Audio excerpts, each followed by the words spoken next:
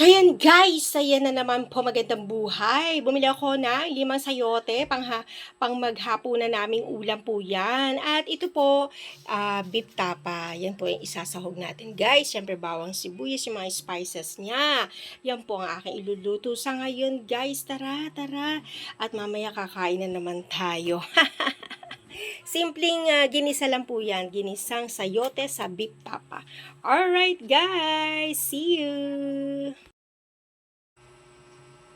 Ayan guys, natabas ko na, nahiwa ko na, nabalatan ko na yung sayote. Actually, mahirap mag ano niya, no, na magbalat, madakta siya, makate. Kaya kailangan meron kang gloves na plastic or supot man lang sa kamay para hindi humawa yung dakta dun sa kamay mo. Makati kasi siya, di ba? Siguro naman nakakapaghiwa rin kayo ng ganyan. So, yung sa akin, pag naanuhan ng dakta, nagkakaroon ako ng makate. Kaya nagbalot ako dito sa kamay ko, no? Pag ano yan, ang mangulubot yung kamay ko, magkakaroon ng mga kurikong kapag hindi ko nalagyan. So, ito naman po yung beef tapa, yan po yung itatry nating isahog sa kanya, isama, tapos yung sibuyas at bawang, may beef cubes at saka paminta. Ang nakalimutan ko po ay kamatis. Naubusan na rin ako ng kamatis. Actually, namili po si Francis ngayon ng mga sahog at hindi siya umabot sa aking lulutuin. Maaga po ako nagluluto guys kasi nga po may estudyante ako. At hindi nga siya kumakain ng gulay pero sabi ko kahit sabaw kainin mo. Hindi yung kailangan magluto pa ako ng bukod sa kanya, no? Kung ano po yung luto, yung hapag dyan, yan ang kainin, no? Alright guys, tara samahan niyo ako magluto ng sayote sa beef tapa. Alright!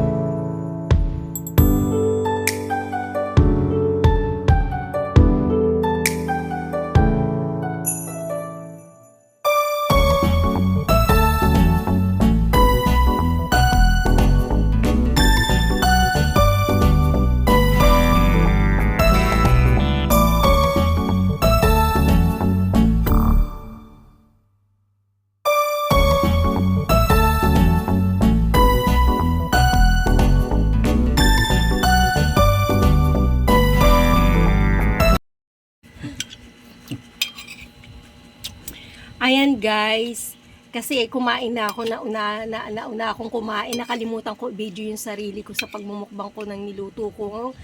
Ginisang sayote sa beef tapa. Parang palaka naman to.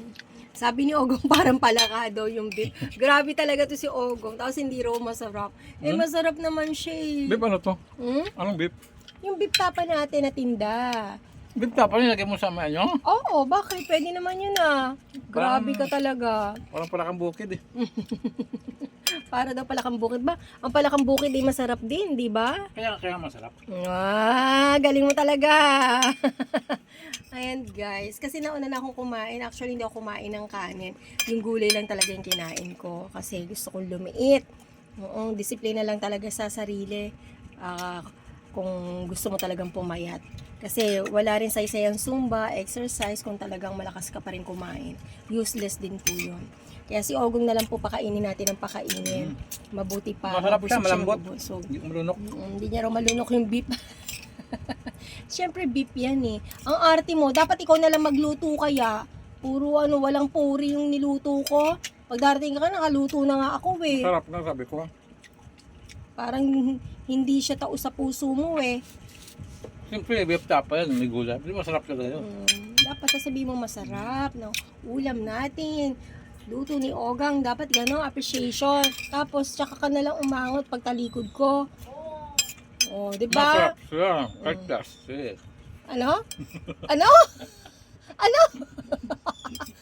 Masarap siya kahit plastic.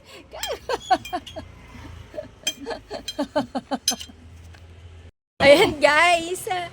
Ay, grabe talaga to si Ogong, no? Pinagluto. Nakadikim ng beef tapa naman eh. Sayote. Eh kasi nga 'di ba guys, lagi nang ginisang sayote sa itlog, po. ginisang sayote sa giniling. Binago ko naman ngayon dahil matagal nang stock yung beef tapa namin, baka kasi masira, 'di ba? Kaya yun ang sinahog ko kaysa matapon, 'di ba? Ginawa ko doon, inalis ko po yung yung tamis niya. So inano ko po siya. Inano ko siya, binabad ko siya sa tubig, tapos piniga-piga ko, at saka yun ang ginisa ko doon.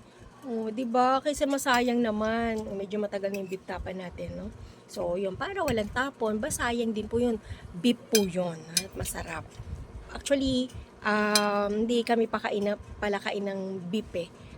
Kung pork, minsan lang, madalas sa chicken, ganyan. Kasi yan, madadaling matunaw sa tiyan, no? Tsaka gulay. Alright guys, salamat po sa inyong pag-nood sa aming content for today. Ang ginisang sayote sa beef tapa ni Ogang. Marami pong salamat. See you around and see you next vlog. Thank you. Bye. Bye.